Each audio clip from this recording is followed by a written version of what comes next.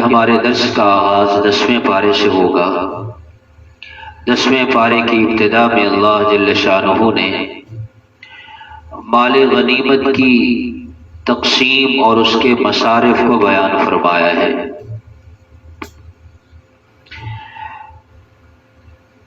کفار سے جو مال ملتا ہے جہاد کے نتیجے میں، اس مال کو مال غنیمت کہتے ہیں۔ مال کی دو قسمیں ہوتی ہیں، ایک ہوتا ہے مال غنیمت، وہ مال جو کفار سے جنگ کے نتیجے میں حاصل ہو۔ مسلمانوں نے کافروں سے جنگ کی، علاقہ فتح ہو گیا، ملک فتح ہو گیا، اور اس کے نتیجے میں جو مسلمانوں کو کافروں کا چھوڑا ہوا مال ملا، اس مال کو مال غنیمت کہتے ہیں۔ ایک ہوتا ہے مال فے۔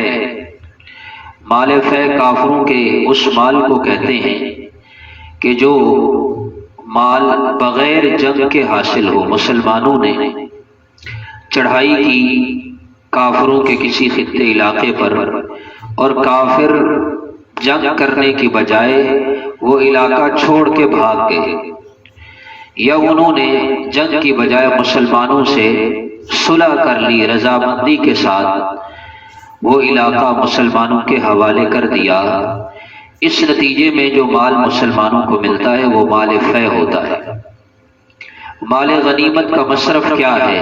یعنی جنگ کے نتیجے میں مسلمان جو مال کافروں سے چھین لیں، اس کا مصرف کیا ہے، وہ کہاں خرچ ہوگا؟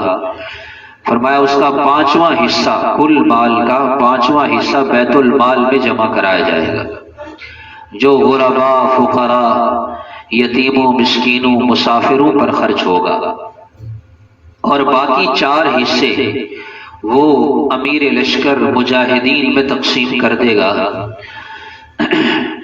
لیکن تقسیم سے پہلے اس مال غنیمت میں کسی بھی قسم کے تصرف کی اجازت نہیں۔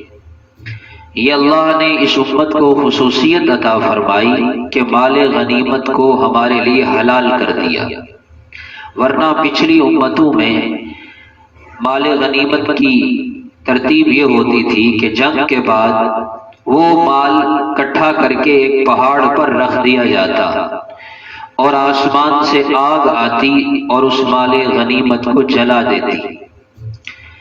تو اس مال غنیمت کا اس آگ کے ذریعے جل جانا یہ دلیل اور علامت ہوتی تھی کہ مسلمانوں کا یہ کیا ہوا جہاد اللہ کی بارگاہ میں قبول ہو گیا۔ لیکن ہمارے لیے اس مال غنیمت کے استعمال کو حلال کر دیا گیا۔ چنانچہ یوشع بن نون علیہ السلام ایک نبی گزرے ہیں، انہوں نے بھی جہاد کیا۔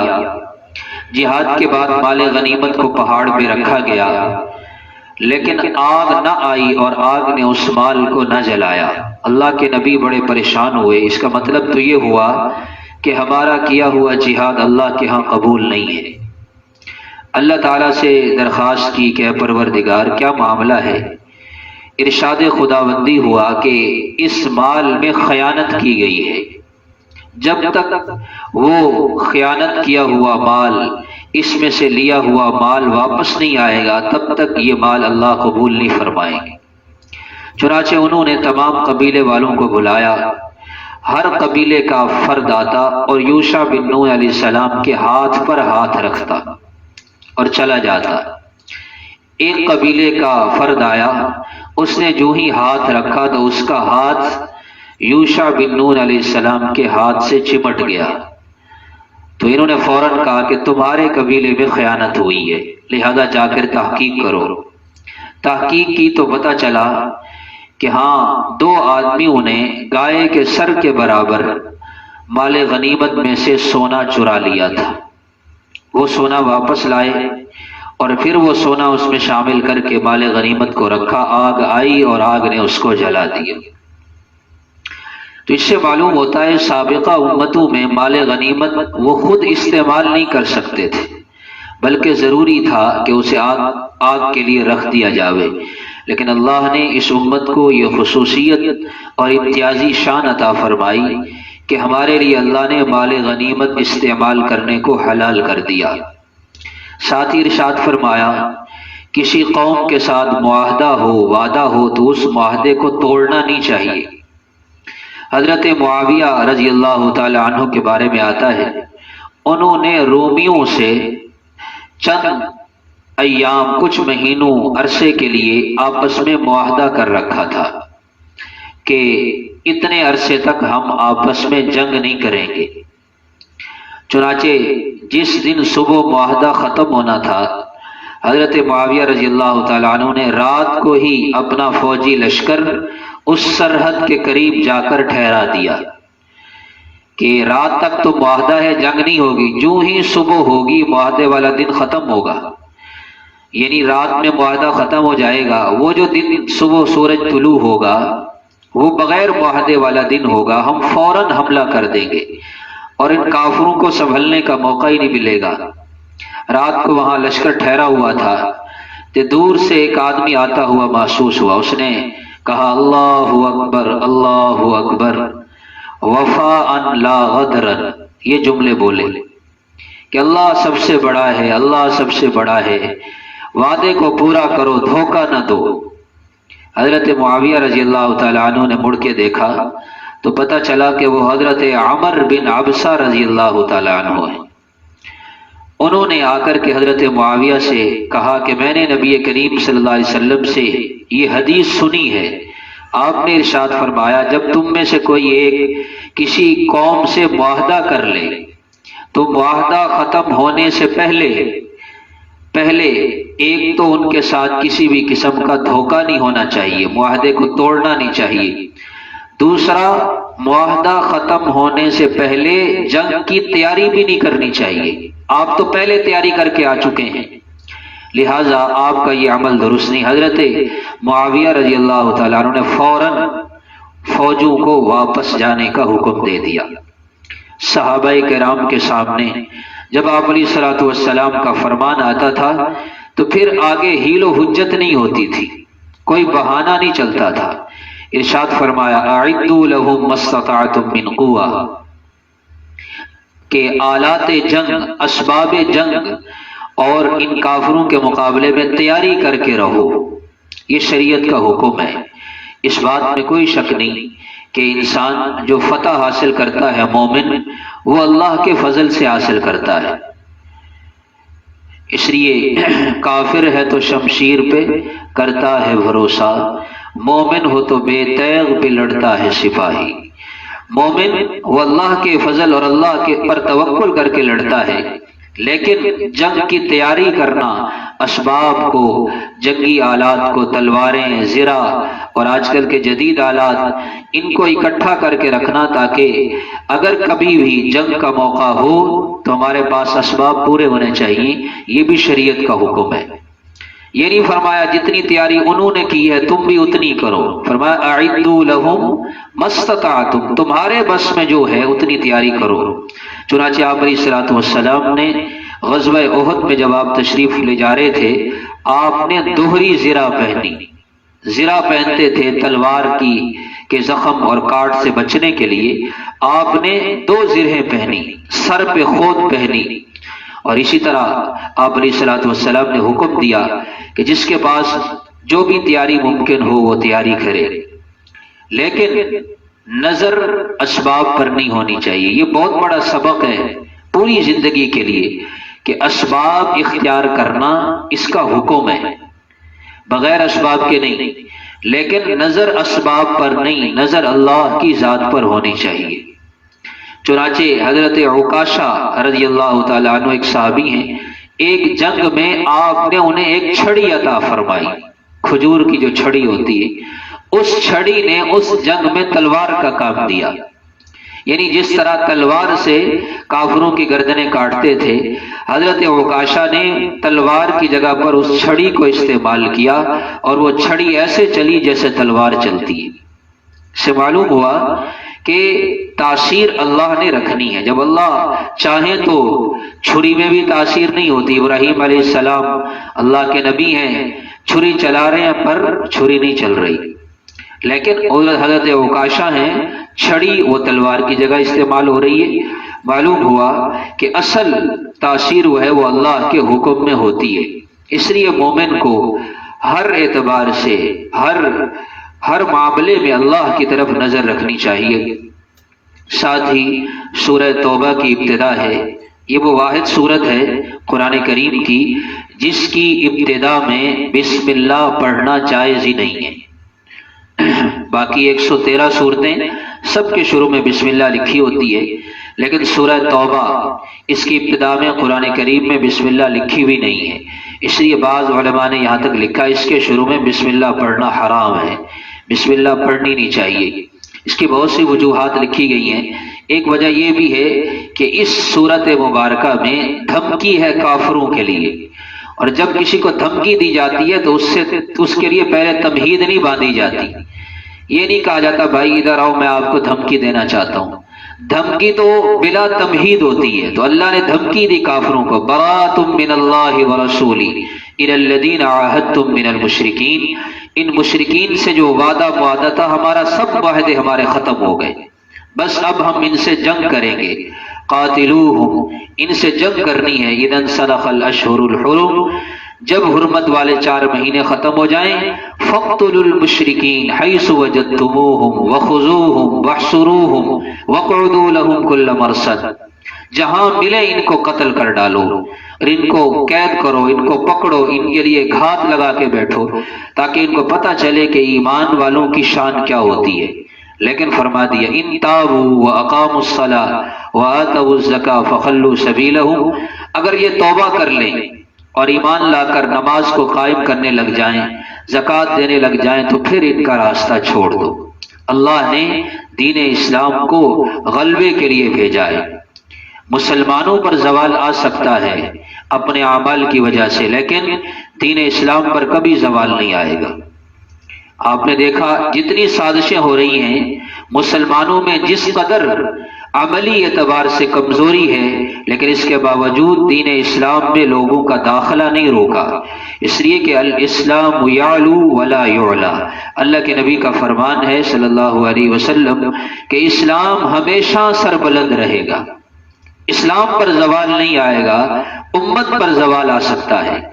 ساتھ ہی مساجد کے آباد کرنے والوں کے لیے اللہ جل شانہ نے بڑی ہی تسلی کا سامان اس آیت مبارکہ میں فرمایا، یامر مساجد اللہ، مساجد اللہ کے گھروں کو وہ لوگ آباد کرتے ہیں جو اللہ اور آخرت پر ایمان رکھتے ہیں۔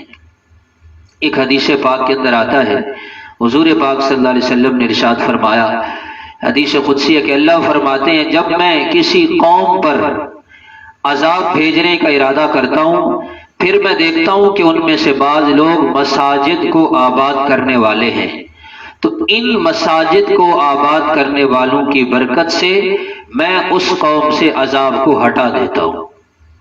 تو مسجدوں کو آباد کرنا یہ ہر قسم کی وباؤں، ہر قسم کے اللہ کی طرف سے آنے والی پکڑ سے بچاؤ کا ذریعہ ہے۔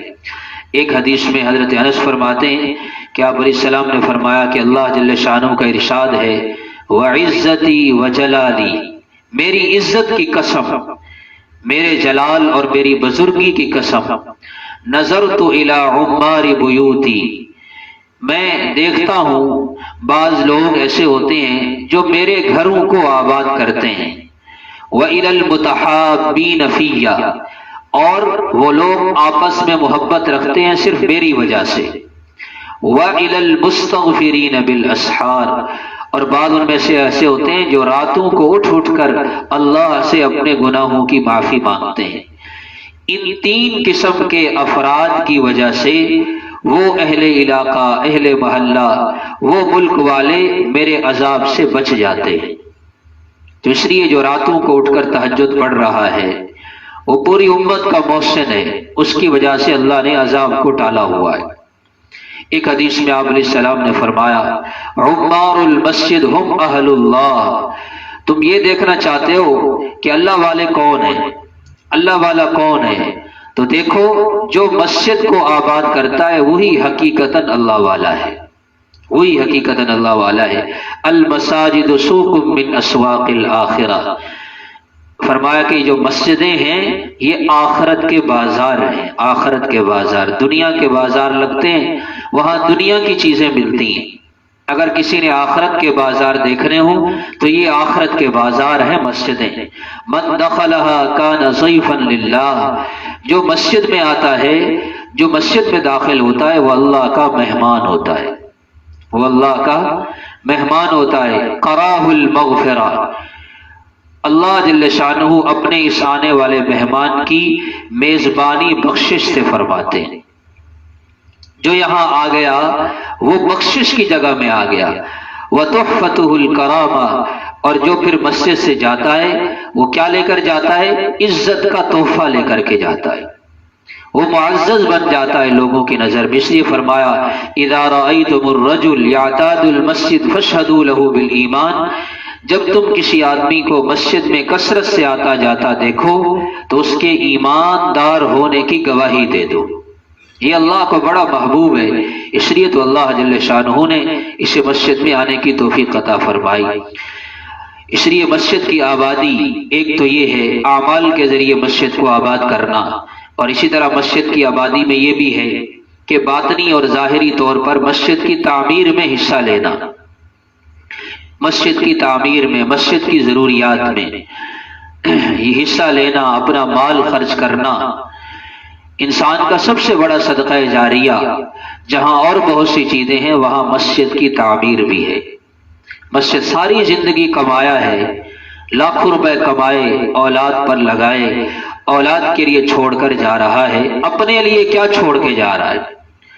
اپنے لیے کیا چھوڑ کے جا رہا ہے؟ انسان جو بھی صدقہ جاریہ ہے وہ ایک وقت تک ہوتا ہے، لیکن جو مسجد ہے، اگر مسجد کی زمین، یہ ایسا صدقہ جاریہ ہے جو تا قیامت ہے۔ ایک آدمی نے کنواں پانی کا بنا دیا، پانی کا انتظام کر دیا، وہ کب تک چلے گا؟ 10 سال، 20 سال، 30 سال، 40 سال بس۔ ایک آدمی نے کوئی اور عمارت بنا دی، وہ عمارت کب تک چلے گی؟ اس سے انکار نہیں ہے کہ یہ نہیں بنانی چاہیے، ان چیزوں میں بھی پیسہ خرچ کرنا چاہیے، لیکن میں یہ عرض کر رہا ہوں کہ سب سے زیادہ تا دیر جو صدقہ جاریہ ہے وہ مسجد کی زمین اور مسجد کا بنانا ہے۔ قیامت تک مسجد تو مسجد رہے گی، عمارت میں تبدیلی ہو سکتی ہے، جگہ میں تو تبدیلی نہیں ہو سکتی۔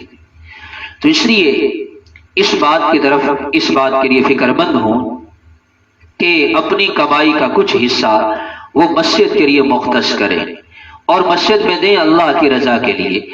یہاں اللہ جل شانہ کے یہ اللہ کا گھر ہے، یہ اللہ کا گھر ہے، اس کے لیے تو چندہ کرنا ہی نہیں چاہیے۔ اصولی طور پر ہم لوگ اپنا گھر بناتے ہیں، کبھی کسی نے اپنے گھر کی تعمیر کے لیے ڈبہ لگایا ہے کہ جی میں گھر بنا رہا ہوں مجھے چندہ دے دو؟ اللہ الغنی وانتم الفقراء، اللہ فرماتے ہیں میں تو مالدار ہوں، تم سارے فقیر ہو، لیکن اللہ کے گھر کے لیے ڈبہ لگا دیے جاتے ہیں، جی یہ مسجد کے لیے چندہ دیا جا رہا ہے۔ تو یہ مسجد کے لیے جو چندہ کیا جاتا ہے یہ صرف اور صرف اس لیے کیا جاتا ہے تاکہ ہر آدمی کا اس میں حصہ پڑ جائے، ورنہ اللہ جل شانہ چاہیں تو اپنی قدرت سے اللہ جل شانہ بہت سے کام، انسان تو انسان، اللہ جانوروں سے، پرندوں سے کام لے سکتے۔ تو اس لیے مسجد کی تعمیر اور مسجد میں اپنے مال کو خرچ کرنا اور خود مسجد میں، مسجد کی خدمت میں لگنا، یہ انبیاء کی سنت ہے۔ حضرت ابراہیم علیہ السلام اور حضرت اسماعیل علیہ السلام نے کیا بنایا؟ بیت اللہ۔ تو یہ کیا ہے؟ مسجدیں، یہ بھی بیت اللہ کی بیٹیاں ہیں۔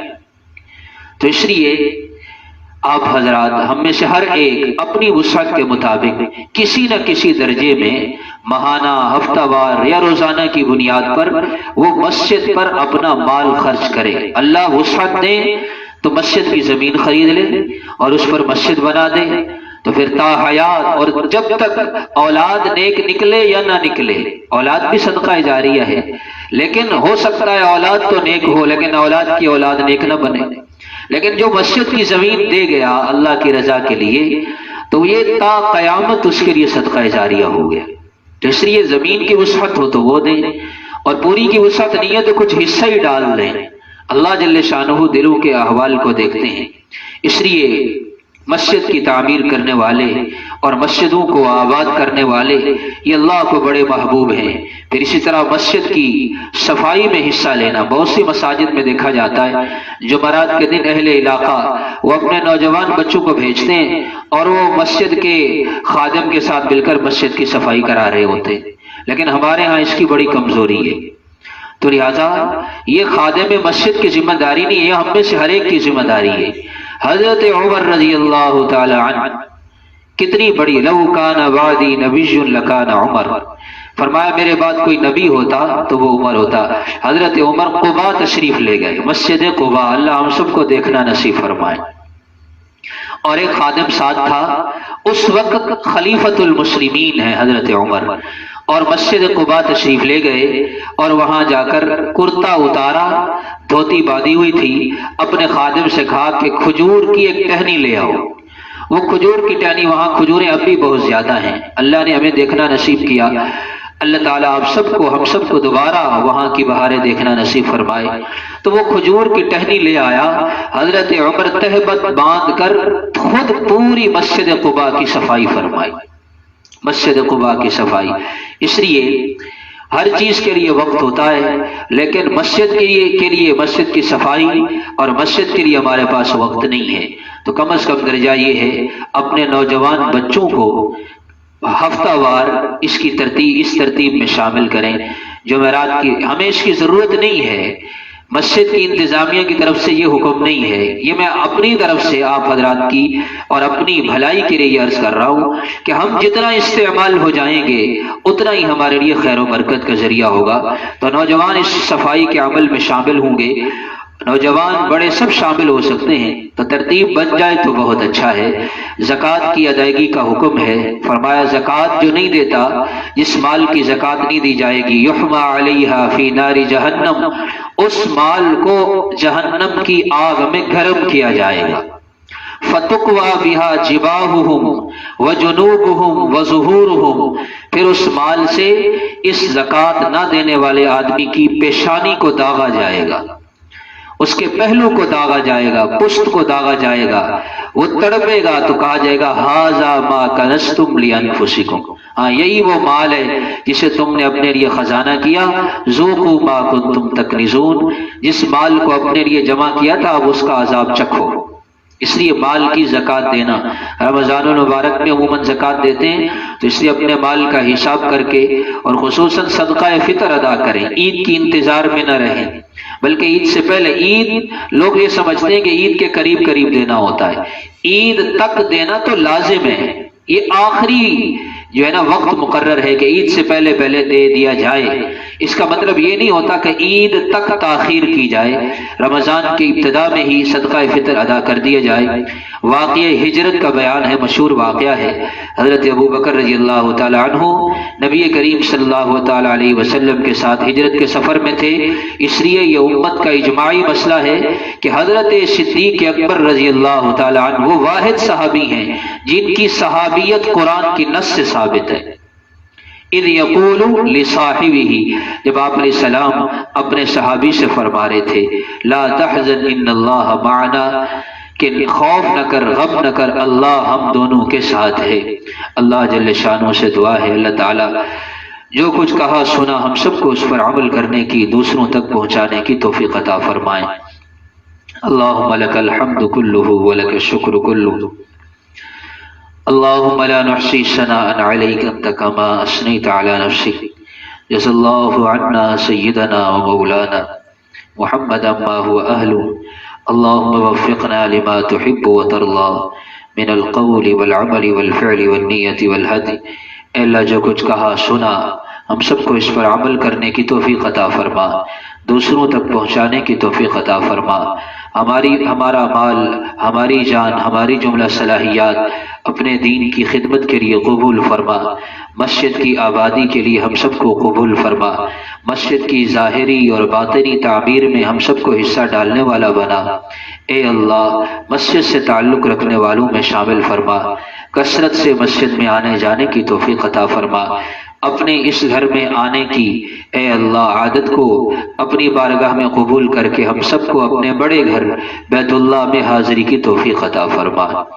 وصلی اللہ تعالی علی خیر خلقہ محمد وآلہ واصحابہ اجمعین آمین. رمضان رمضان رمضان سكون وطمئنان